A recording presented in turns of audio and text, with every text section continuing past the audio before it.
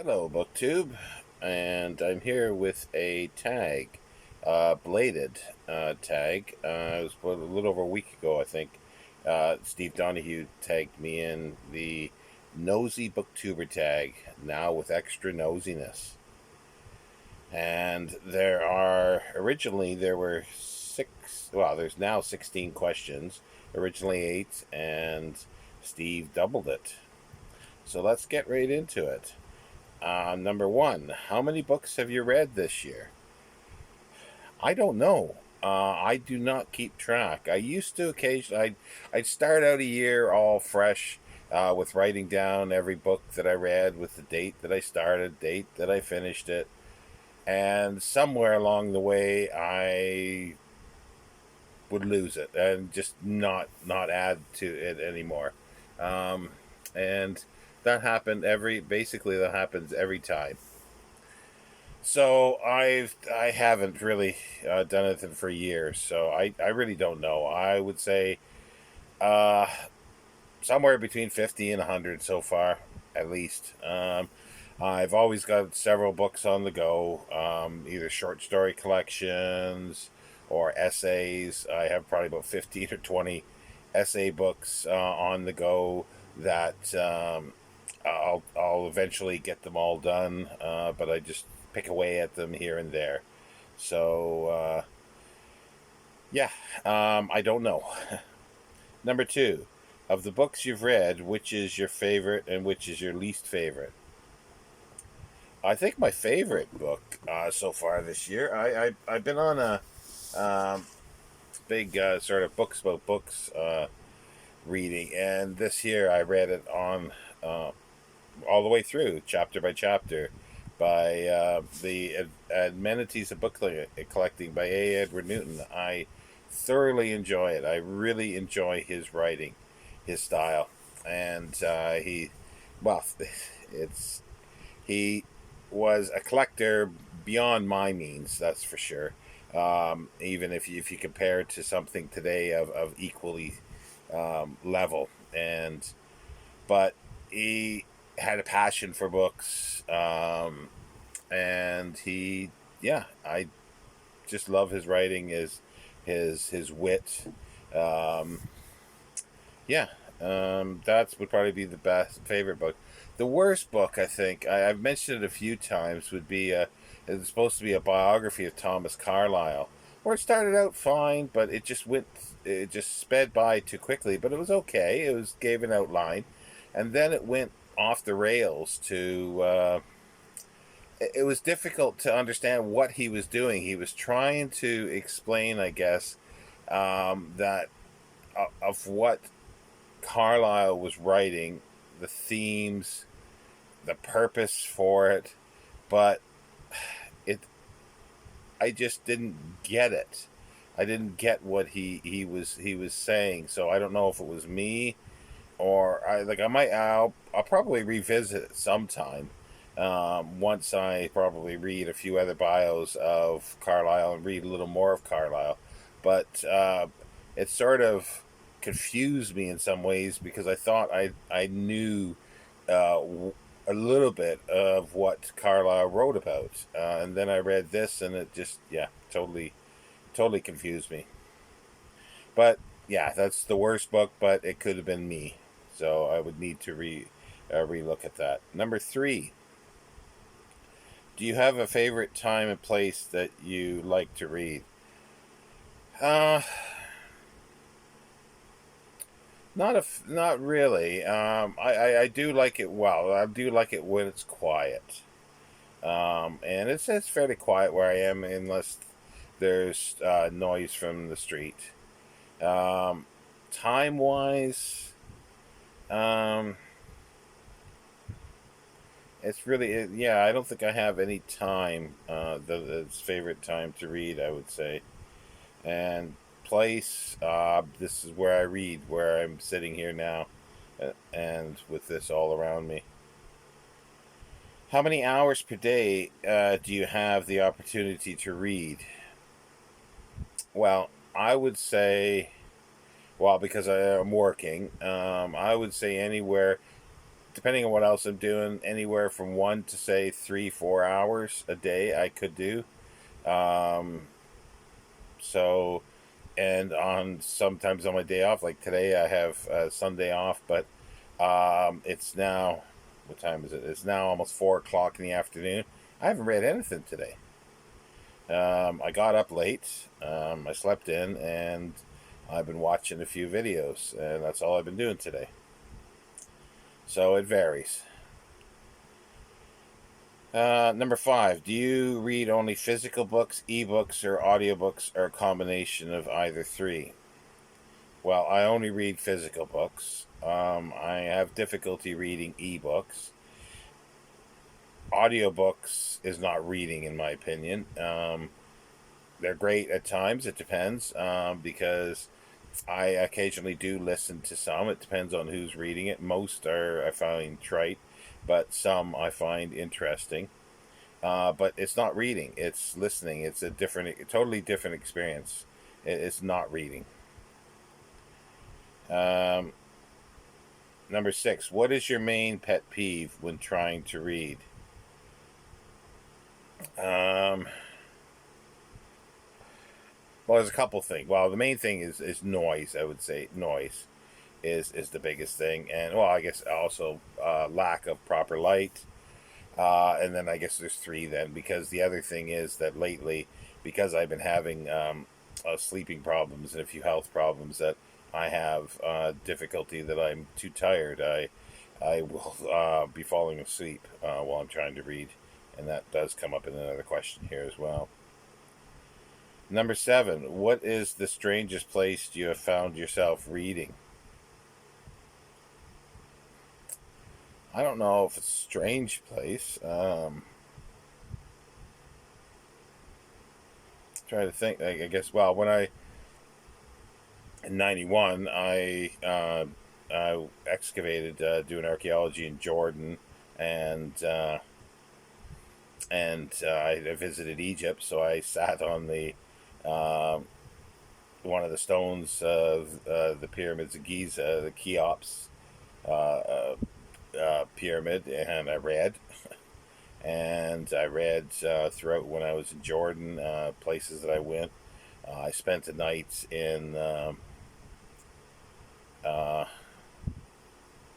think it was called Gadara. It's the biblical site, but there was a Byzantine farmhouse that was there, and I spent the night sleeping on the roof, because the building's still there. It's still intact, and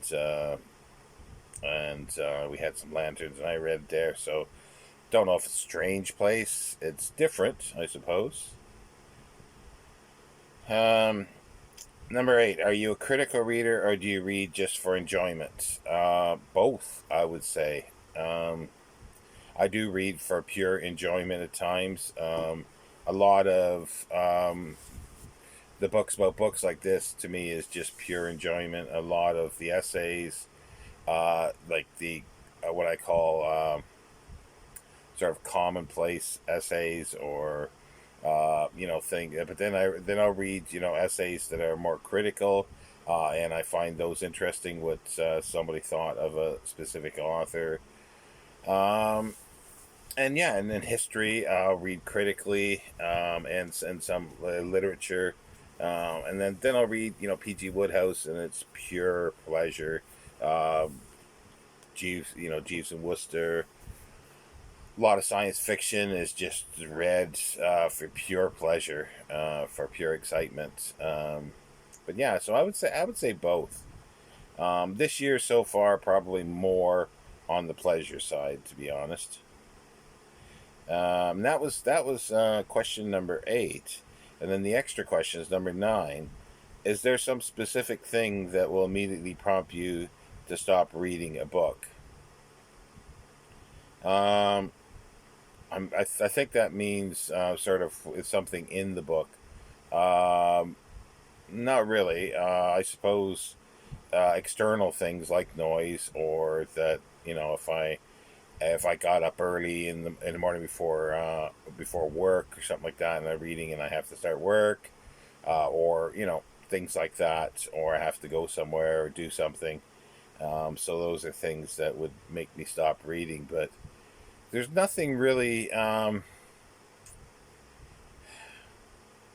in a book, because most of the time, I could conceive of picking up something and for pure enjoyment, and it was just so you know, so trite or something like that. But I most of the time I sort of, you know, put that aside and enjoy what there is. Number 10, have you ever actually fallen asleep while reading? Yes, that was the question. Recently, I have done. I've fallen asleep talking to someone on the phone recently, um, and just nodding off. And I've nodded off watching something on TV. Well, I don't have TV per se, but I'll watch like Prime or something like that. I've nodded off and fallen asleep. And I've done that with a book as well. Number 11, have you ever stolen a book? You naughty thing. I suppose yes. Yeah, I'm sure everybody's been in pubs where they've had books. Most of the time, they're not interesting, but I have found a few times a book that I really wanted, so I've walked away with it. But I have on the another occasion put a different book back. So yes, I suppose I have stolen it, but I've replaced it with something else, and it's not as if that makes it. Like, I don't think so. I solves my conscience in the sense that that book that I took away um, is not important. It's just the book. It's just the look, and so I replaced it with something else that I think filled the spot just perfectly well, and makes no difference. Number 12. What are your specific methods for dealing with book snobs? Um, I ignore them as much as I possibly can. You know, if I'm in a discussion, I usually then, you know, if I'm feeling mischievous, I suppose, I would ask pointed questions that sort of, a lot of times, would, you know, make them look like idiots, which a lot of times isn't very difficult. But most of the time, I just ignore it. I just ignore it because if people want to be that way, there, you know, there's very little that I'm going to do to change their mind, and you know, yeah. So don't really care. Except, well, I guess I do care because can sometimes become a prevailing attitude towards certain type of writing or anything like that. And I think everybody's snobbish to a certain extent. Like there's certain things that I don't like that I think are horrible writing, but other people find them great. But I'm of the type that's just saying, well, yeah, if you enjoy it, that's fine. Don't pretend it's you know, something great. But you know, if you enjoy it, that's all you need to do. Number 13. Look at your immediate surroundings and answer. Are you in control of your books, or are your books in control of you? They're definitely in control of me at the moment. I've got piles of books here everywhere, and I just haven't had enough energy to do anything. I've got to move a few things around, put up a few other shelves, and it's an ongoing battle. It's always been, but it's at a point now where it's very important that I need to do. So I'm hoping by the end of July here that I can begin to do that, because I got to get rid of a few things to make some space.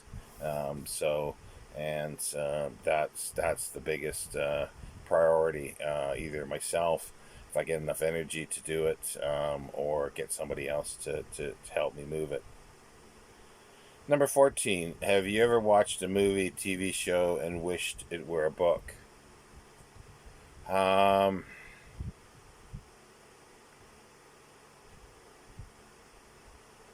well, I suppose. Well, I know. There's been books, spin-offs of it, but I suppose Babylon 5 is, to me, I think it's my favorite science fiction TV show.